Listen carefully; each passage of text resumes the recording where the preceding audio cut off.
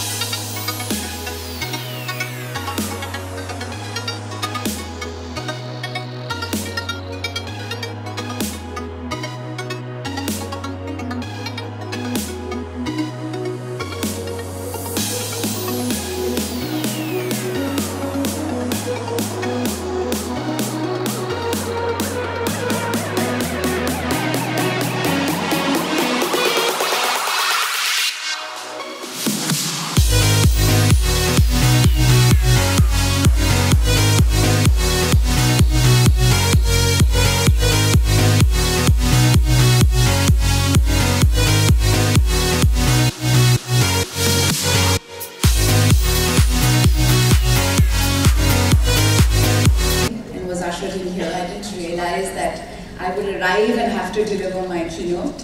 But I want to start with saying a very big thank you to JVCN for giving me this opportunity to address you. This is a room full of conscience makers, individuals who've spent their lives making a difference in the lives of some of the most important people in any nation, its children. And my favorite people in the world are children. I want to start with requesting all of you to rise, because I'm about to show you one of the most powerful versions of our national anthem. Can I request my team member to... Tracy, can you please? Fill your heart with gladness. I'd like to speak to you, so this is not a one-sided... I'd love to hear your voices. Yes. Yes.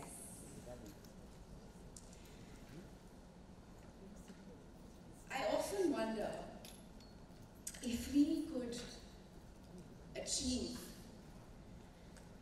the ability to inculcate the idea of identity in children. Would we find ourselves living in a world that is fighting wars in the name of religion, in the name of territory, in the name of culture? All human-made realities. If every individual was given the ability to understand that their identity was defined by their belongingness, their connection to everything around them, all that is alive, and that is what contributes to their well-being, their identity, their character, their nature. Which is why I believe in a very powerful hashtag, given that we live in the age of the hashtag, which is hashtag I am nature. So if we understood as individuals at a very young age in life that our identity was first, that we are citizens of this incredible planet, a planet that we call home. A home that provides for us, for free, the air we breathe, the water we drink, the food that exists in nature in abundance.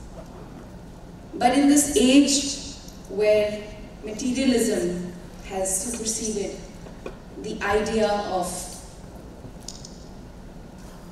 who we are, you know, there is We live in the 21st century, and every time I look around myself, I often wonder, why is it that despite all the great innovation and these amazing breakthroughs that human beings have made, only 1% of the world owns 35% of the world's wealth?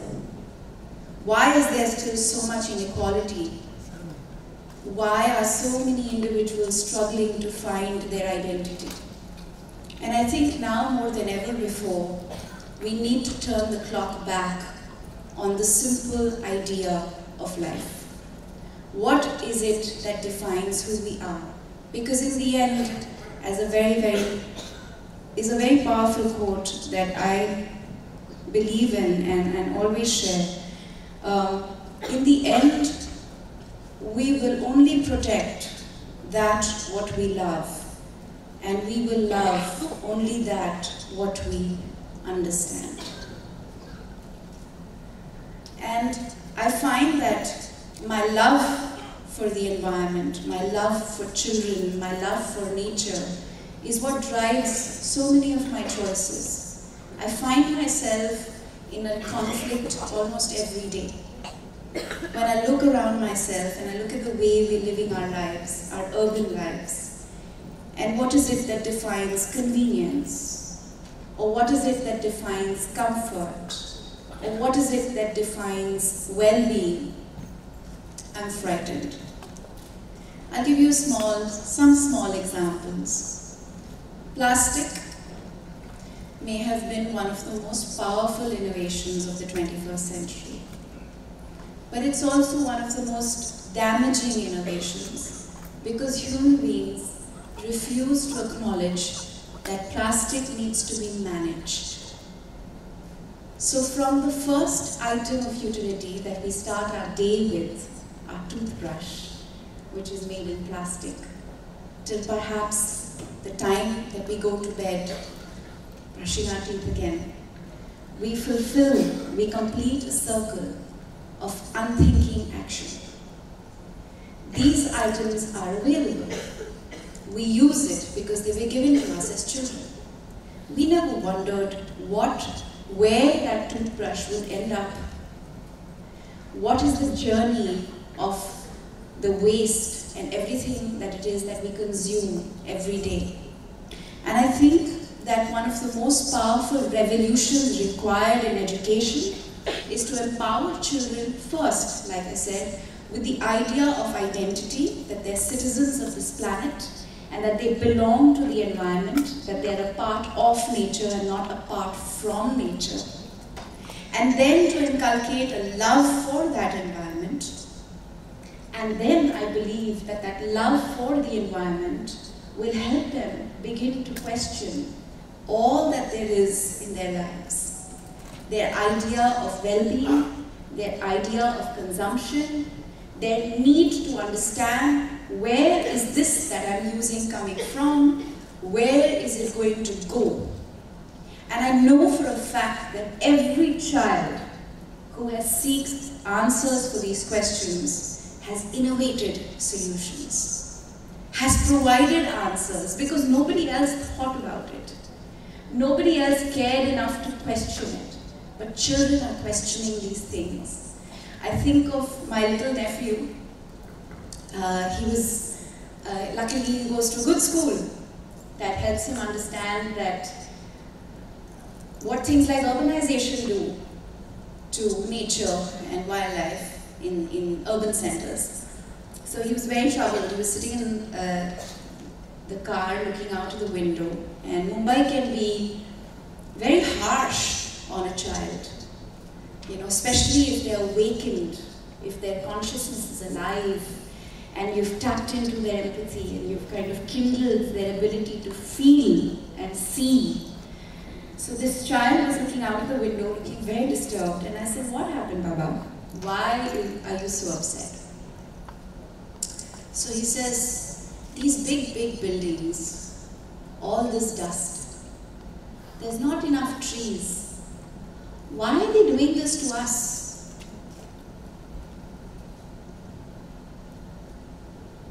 We live in a country which has the world's second largest population. And if we don't protect our environment, our natural resources and our forests, we will not have water to drink. We're already struggling for clean air to breathe.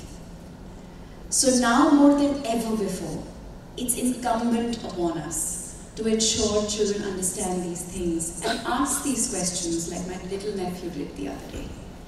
Because I didn't have the answer for first question. I didn't. But I know he'll find his answers.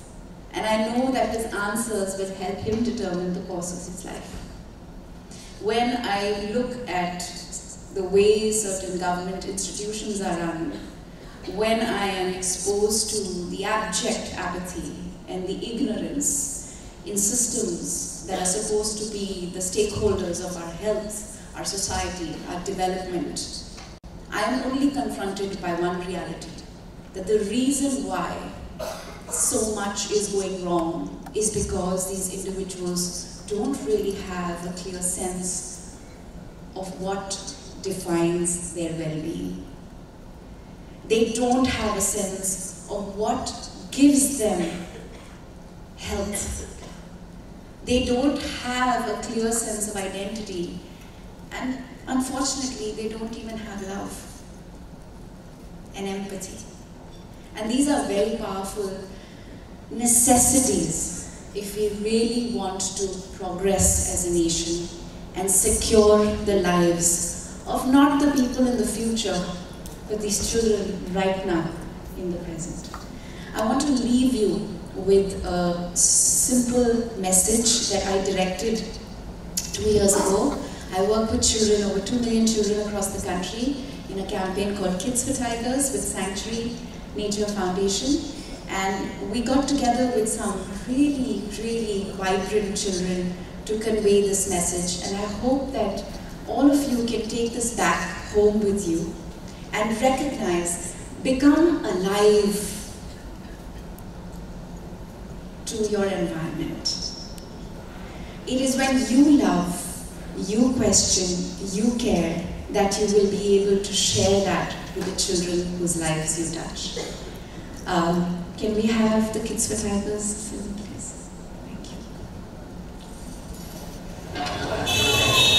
Share something with you about that film. None of these children had ever faced the camera before. But they knew the subject very well. They cared very passionately for it.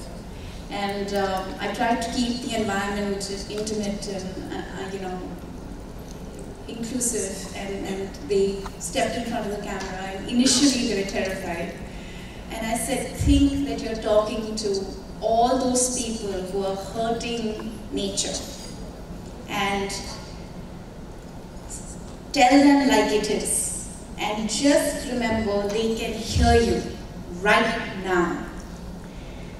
And that is the power of children. We need the children of the world to come together to question the idea of identity, the idea of well-being, and the idea of the future of this planet. Thank you.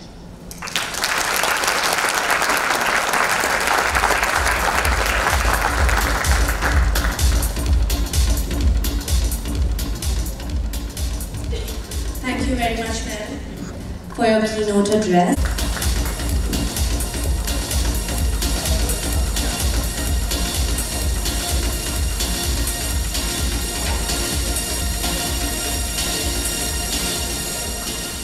Thank you, learners. Ladies and gentlemen, we are sure our distinguished keynote speakers have given us plenty of food for thought and reflection. And we thank them all for sharing with us very incisive and distinctive perspectives. As you know, the theme of the conference is mindfulness. And you have mindfulness in every life, in every activity in life, especially in education. So I think it's a very good initiative. And why do you think it's important for us to instill mindfulness at this early age to children? Well, because mindfulness gives you reason, mindfulness gives you thought process. Mindfulness gives you a child will then learn to be mindful or careful or considerate of everything he does. So I think, and what we are very fast learners and absorbers at young age. So I think it's important to instill this mindfulness in children at a young age. Anything else you'd like to speak about this experience that you had today? Well, I learned a lot listening to different people. I am very happy that educators have come together, right? And it's great. Education has to play a very important role in our country, and I'm good that we are taking initiative. Thank you so much. दिया, क्या कहना चाहेंगे इस initiative के, JBCN के इस initiative के बारे में, माइंडफुलनेस इन एजुकेशन, क्या कहना चाहेंगे? अगर एजुकेशन में माइंडफुलनेस ना हो तो फिर एजुकेशन का मकसद ही क्या? I think it's a very important, a very relevant initiative. I think even educationists have acknowledged the fact कि जो कॉन्शियसनेस है, अवेयरनेस है, माइंडफुलनेस है, वो कम होता जा रहा है लोगों में. और अगर हम इसकी शुरुआत स्कूल से नहीं करेंगे तो बड़े होकर लोग अनमाइंडफुल एक्शंस करते रहेंगे और हम आगे कभी नहीं बढ़ पाएंगे. तो today I was here to deliver a talk on encouraging children to form a relationship with nature, क्योंकि fostering a relationship with nature brings the mindfulness that is required to be a better citizen, not just of your country or your city, but also your planet. And as a human being. And as it makes you a better human being, it builds character, it gives children a very powerful tool called empathy. When you feel, that's when you respond and you make a difference. So if we really want to have a nation full of, in the next by 2030 we're supposed to become the youngest nation in the world, where our average age group is going to be below the age of 29, and if that reality is not one that is complemented by young individuals who are awakened, who are mindful, who understand that they are all change makers, that they can contribute to society, they can make a difference, we will be in big trouble. So initiatives like this by JBCN are extremely important, and we must have many more such dialogues, because it starts with also the awareness of educators. So the message has to reach educators first, and then it will reach the children. What role education plays in shaping a child's future? I think the primary role that education plays is that it helps empower individuality. I think that's what the primary role of education should be, that it should help a child discover their individuality, their strengths, bring a sense of awareness to their environment, the realities of their lives. मैं एक बहुत simple बात share करना चाहूँगी जो मैं मेरी 2 दिन पहले के एक्सपीरियंस से जुड़ी हुई है. मैं 2 लड़कियों से मिली. मैं सेव द चिल्ड्रन के साथ काम करती हूँ, तो मैं काफ़ी सारे बच्चे जो स्ट्रीट सिचुएशंस में रहते हैं उनसे मिलते रहती हूँ. तो एक लड़की का नाम था सलेहा और एक लड़की का नाम था सुल्ताना. सुल्ताना 5x8 के घर में रहती है मुंबई के सड़कों पर, और उनका घर कभी परमानेंट नहीं होता है, वो पूरा टाइम शिफ्ट होते रहते हैं, और वो चेंज मेकर है. क्योंकि वो जो सड़क पे जितने बच्चे रहते हैं उनकी मददगार है, उनको उनकी सुरक्षा करती है. She make sure they go to school, she knows how to do first aid. And जब आप ऐसे बच्चों से मुलाकात करते हैं तो इस बात का एहसास होता है कि sometimes privilege makes us lazy. Children who have nothing understand they can make a difference, and they're pushing to make that difference. So children who have everything have to understand that so much more, that they're so privileged, they can actually make a bigger impact and change in society. And the only thing that defines a nation is the way its people feel and how much its people feel. So instead of becoming numb to our realities, because we are surrounded by very overwhelming realities, they're very difficult realities, we have to become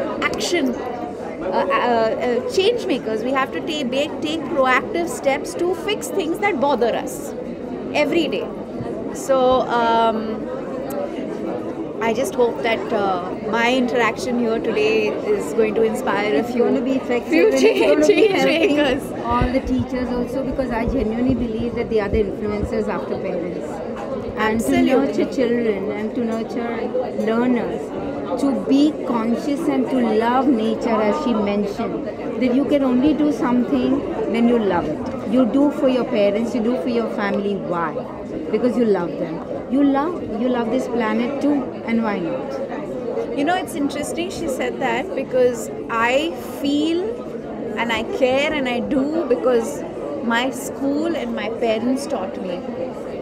If my school had not taught me what I understood at a very early age, I would have perhaps been disconnected from many realities and uninterested and leading a life of isolation, created a little bubble and been happy in that bubble. There's nothing wrong with pursuing happiness, but you know, आप जब भी किसी माननीय व्यक्ति या किसी inspirational personality की biography पढ़ते हैं या उनके बारे में जानते हैं, तो इस बात का एहसास होता है कि happiness is defined by how much you can give others, how much happiness you can give others. So I am happy to be here. आप यूएन की भी गुडविल एम्बेसडर, क्या कहना चाहेंगे इसके बारे में? मैं बहुत सारा काम है हमारे देश में, एनवायरनमेंट से जुड़े हुए बहुत मुद्दे हैं जिन पर काम करना हमारा मतलब चैलेंज रहेगा. और एम तो यही है कि इंडिया में एनवायरमेंटल कॉन्शियसनेस बढ़े,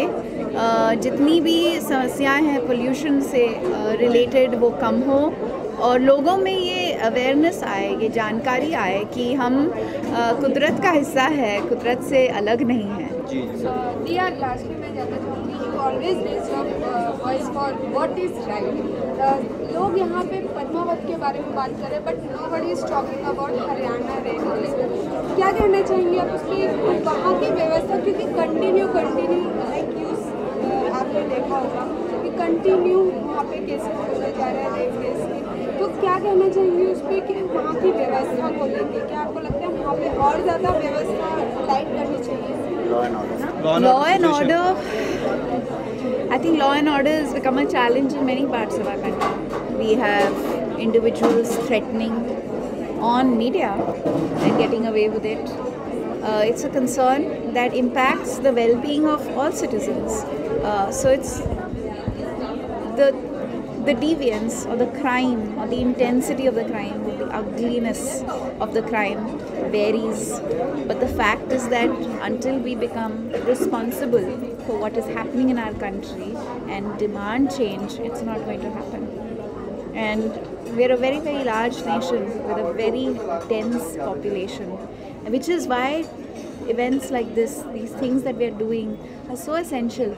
लेकिन मेरा ये मानना है 2014 में सुप्रीम कोर्ट ने एक लॉ पास किया था कि environmental studies have to become mandatory for all primary secondary school education and universities. वो अभी तक शायद इम्प्लीमेंट नहीं हुआ है, मैं काफ़ी जगह में पूछ चुकी हूँ. और जब इतनी मतलब आप सुप्रीम कोर्ट की वर्डिक्ट की बात कर रहे हैं, मैंडेट की बात कर रहे हैं, जो अगर वो 3 साल हो गए वो अभी तक इम्प्लीमेंट नहीं हुआ, तो आप सोच सकते हैं. So it's all about individuals, कैसे इंडिविजुअल्स रहते हैं हमारे देश में, कैसी उनकी सोच है और वो क्या करना चाहते हैं अपने साथ. That's defining all this that we are seeing around us. So अगर हम चाहते हैं कि बेहतर इंसान हमारे देश में रहे, जो लोगों को बेहतर ट्रीट करे, वातावरण को बेहतर सम्मान दे, तो हमारे ऊपर है. जो आपकी ये सोच है, आपको गुस्सा आ रहा है, आपको अच्छा नहीं लग रहा है, आपको अपनी आवाज़ उठानी पड़ेगी, क्योंकि जब तक हम नहीं बोलेंगे, बार बार नहीं बोलेंगे, कुछ नहीं बदलेगा. Thank you. Thank you.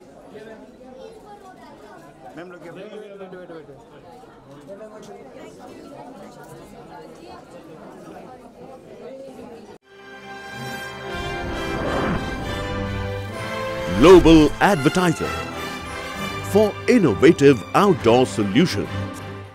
Global as a company, it has never compromised on its service quality and commitment, and that is the reason our clients do keep on coming again and again to us for our service. The mission of the company is to rise on the graph of betterment for every campaign handled by us.